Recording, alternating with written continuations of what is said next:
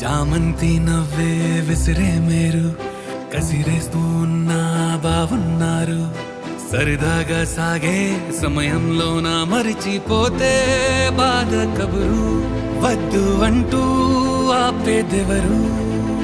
కోపాలు చాలండి శ్రీమతి గారు, కొంచెం కూలవ్వండి మేడం గారు.